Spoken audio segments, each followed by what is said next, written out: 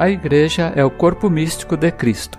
Isto envolve todos os católicos, o magistério e a tradição, mas há um aspecto muito interessante que às vezes nos passa desapercebido, que é o templo em si, ou seja, as igrejas físicas.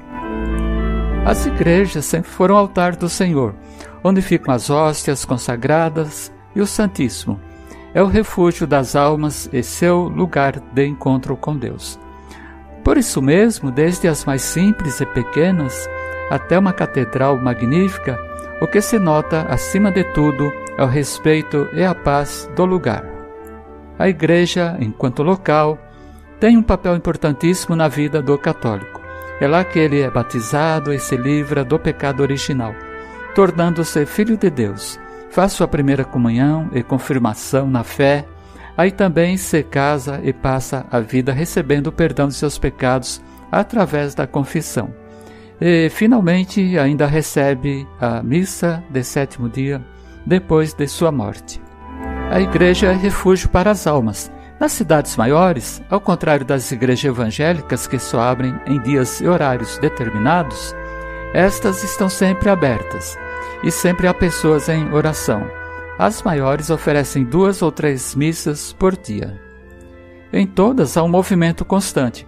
Pessoas para se confessar, crianças para serem preparadas para a primeira comunhão, batismos, cursos para o casamento, movimentos de oração dos paroquianos, etc.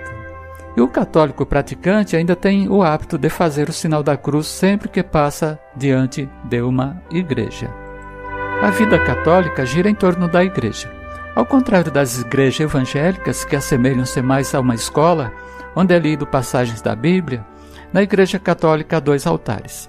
O da palavra, onde são lidos os evangelhos, cartas dos apóstolos e trechos do Antigo Testamento, e o da consagração, onde acontece a transformação do pão e do vinho no corpo e sangue do Senhor Jesus. Sendo este local de tão grande importância, é justo que haja ali um cuidado muito grande na questão do comportamento das pessoas. Isto ocorre em todas as igrejas.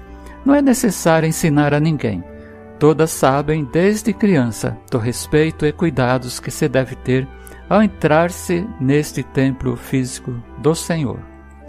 É muito belo de observar-se que todas as pessoas, ao entrarem numa igreja católica, passam a ser iguais. Ali não há rico nem pobre, nem sábio nem simplório, todos têm o mesmo comportamento. Acompanham e participam da liturgia da mesma forma. É um lugar maravilhoso. Sente-se a paz e a proximidade com Deus.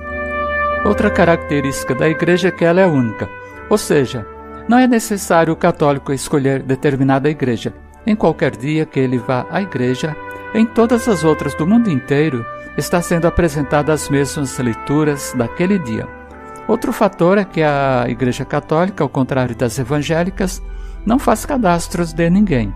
Qualquer pessoa pode entrar em qualquer igreja, em qualquer lugar. Santo Tomás de Aquino, em seu livro Sermão sobre o Credo, diz o seguinte: observamos que em cada homem há uma só alma e um só corpo, mas muitos membros, assim também a Igreja Católica é um só corpo com muitos membros. A alma que vivifica esse corpo é o Espírito Santo.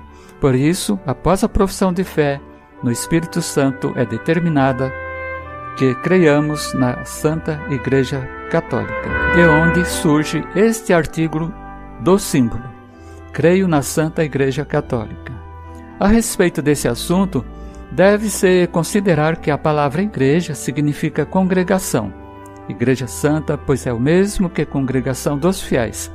Cada cristão é como um membro dessa igreja. Conforme se lê: aproximai-vos de mim, ó ignorantes, e congregai-vos na casa da instrução. Eclesiástico 51:31. Com relação à primeira característica, deve-se esclarecer que muitos hereges criaram diversas seitas, mas eles não pertencem à igreja porque estão divididos em partes. A igreja, porém, é una. Lê-se nos cânticos: una é a minha pomba, a minha perfeita. A unidade da igreja é resultante de 3 causas.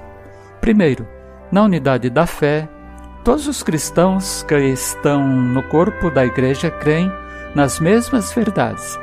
Lê-se: dizei a todos a mesma coisa, e não haja cisões entre vós. Um Deus, uma só fé e um só batismo. Efésios 4:4. Segundo, na unidade da esperança, porque todos firmam-se numa só esperança de alcançar a vida eterna.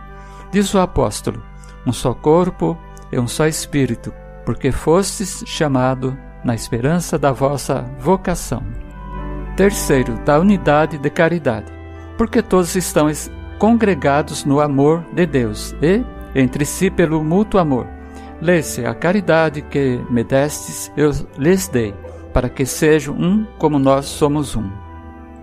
Este amor, se é verdadeiro, manifesta-se também quando os membros são solícitos e compassivos uns para com os outros.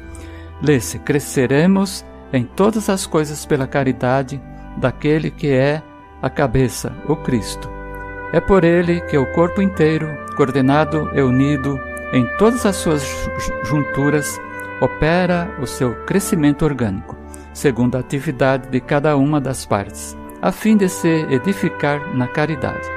Assim, cada um, conforme a graça recebida de Deus, deve servir ao próximo. Por esse motivo, ninguém tenha por coisa desprezível ser rejeitado por essa igreja, ou permitir que seja dela afastado. Realmente não há senão uma igreja, na qual todos os homens se envolvam, como também, antigamente, ninguém podia salvar-se fora da arca de Noé.